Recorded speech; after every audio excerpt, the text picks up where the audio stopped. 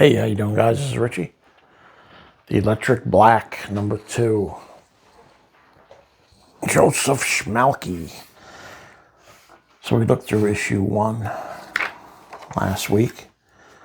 So I figured we'd pull out issue #2.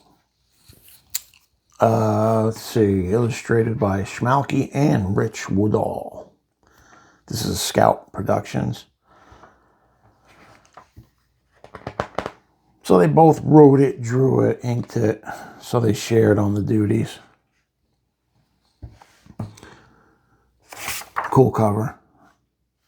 So here we are. They're in the bowels of the Electric Black. So the Electric Black is a pawn shop. It's a mystical pawn shop. It's like a kind of sort of like Ray Bradbury's Something Wicked This Way Comes, for those who are familiar with that. With a little bit of a different, more bloodthirsty twist on it, I guess you could say. So here they go. What's his name? It's not Julius. No, yeah, this is Julius. He's one of the main guys. Now he's coming downstairs to feed Roy, whom they keep in captivity. And they only let him out in case of like extreme emergency, because he's just a madman. And here's the girl. So she's just having a drink in a pub, and she's kind of sort of looking for trouble. And she meets a guy who wants to buy something from her, and and she goes, yeah, here's what I think you're looking for. Pretty, ain't it? It's beautiful. Sweetheart, it's all yours. Do me a favor and wait till I'm gone before you use that thing. So it's like a chemical weapon. She says, pleasure meeting you. I'll see you around. This is Alpha. The suspect is on the move. So they're being hunted by these guys. So turns out there's some people who want some artifacts that are in the Electric Black. And she senses that somebody's onto them, so she's running out of there. And they move in on her. And you know what? She actually reminds me of the girl from House of a Thousand Corpses. What was her name? Baby? Rob Zombie's wife. Like, in a movie, I could see her playing that part. It's kind of that same thing. I guess you could say it's a House of a Thousand Corpses meets, Something Wicked This Way Comes. But she's got this little bear. See that creepy little bear down there? And it comes to life. And it's like straight up evil demon. And of course it starts tearing up the SWAT guys. I mean, really like disembowels them. And they're saying, everybody out, let's get out of here. But it's a little too late for her. And she says, oh, Jules is going to blame me for this somehow. Jules is the owner of the shop, or the leader. All I wanted was a quiet stroll through Boston. And turns out the guy set off that dirty bomb or whatever that was. And they're still hunting her. They're still going after her. But they lose her. And they're like, what's going on out here? So here it goes. Flashes back to 1683 in Turin, Italy. And this is Father Tessio, and he's got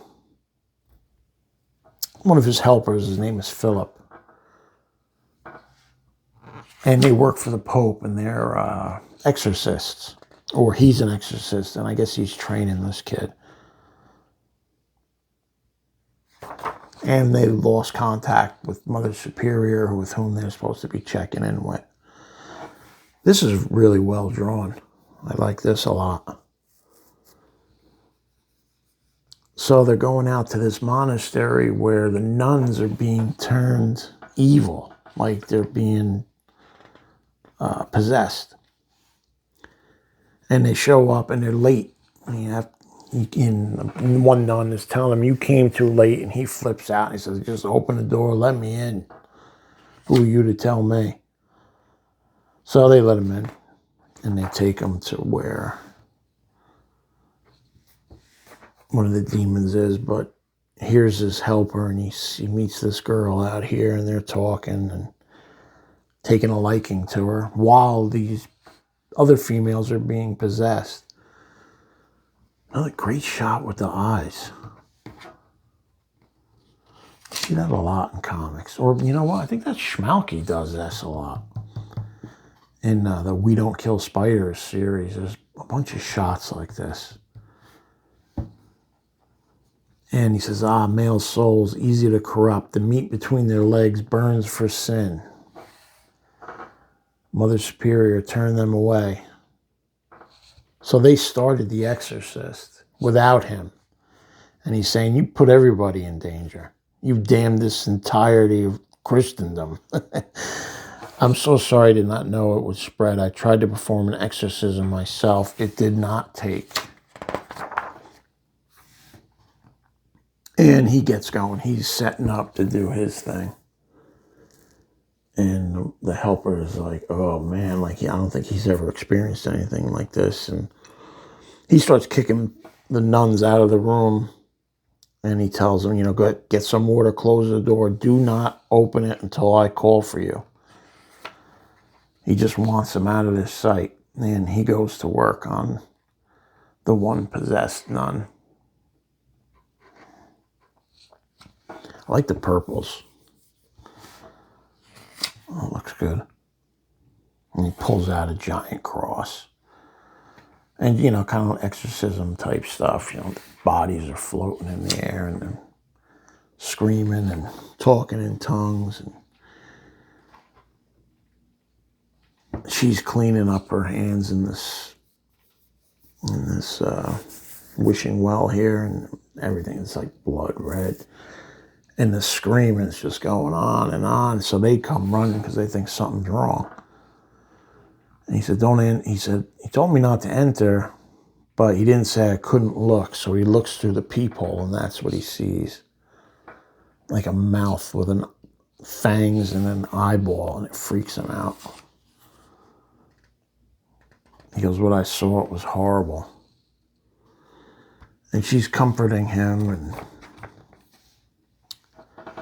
and behind him, here comes some more possessed nuns. I'll protect you, the Lord is with me, I will not be afraid.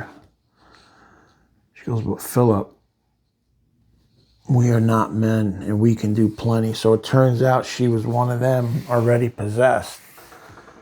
So they kind of like pulled the wool over his eyes. And he's screaming for Father Tessio. And he blasts through the door.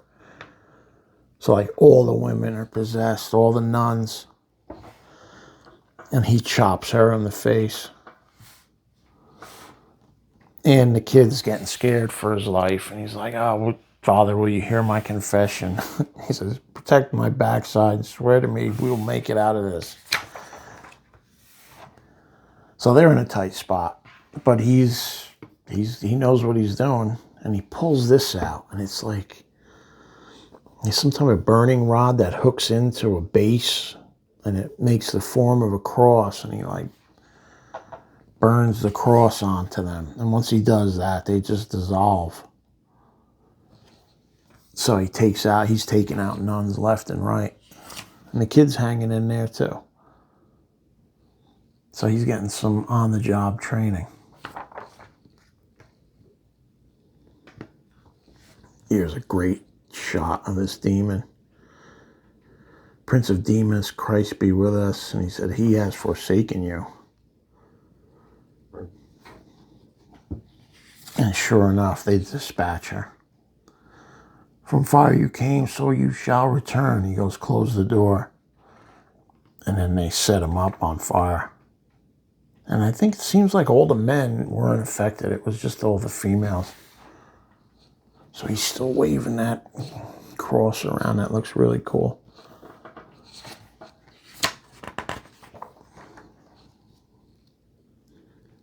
So he gets scratched across the face, and he slams down with that hot, like burning cross, and takes off one of the demons' hand.